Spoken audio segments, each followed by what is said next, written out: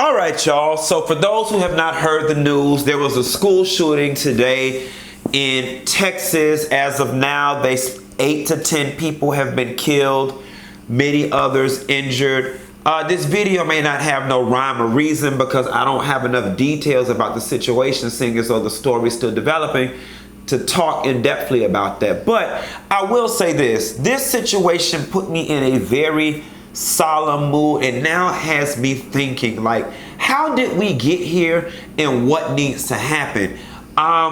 People having weapons, is semi-automatic weapons, rifles, guns, this is not new. So why is it in recent years all these school shootings have been happening, whereas opposed in later years or previous years they were not? Here is my God honest belief. I believe these school shootings continue to happen largely because the media continues to cover them. And I know that the media has to. Like, you can't have a massacre and not report it.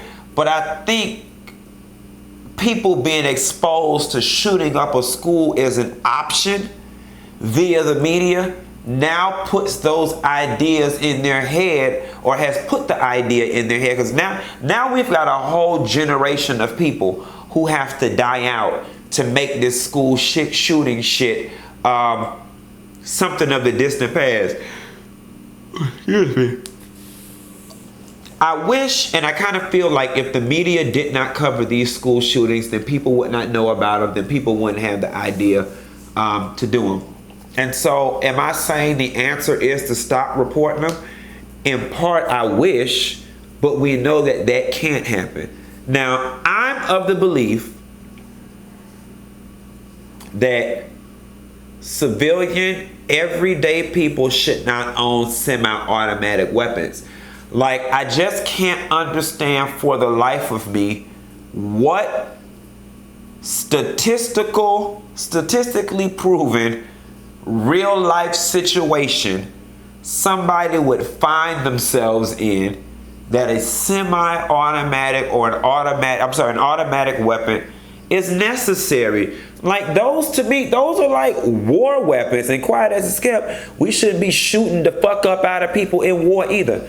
Nevertheless, why do you own that? So as far as gun control goes, I do believe those guns should just be made illegal. I don't know, raising the age of being able to purchase a gun or lengthening the approval process makes things any better. I don't know. I can't speak on that. But what I do know is that guns have existed in our society under these very lax rules for a very long time without incident. So that alone is proof in the fact that owning a gun, rights to own a gun, access to a gun is not the major contributing factor here. It's something sociological. It's something sociological. It's something psychological. I was never one of those kids or people who bought into this, bullying. It's just bullying so bad to the point kids are killing themselves, because, I hate to say this, but back in the day, like, being bullied at school was kind of like a social rites of passage. You know what I'm saying? Somebody bullied you, and then after a while you got tired and you punched that motherfucker dead square in the nose, and they ain't never fuck with you no more.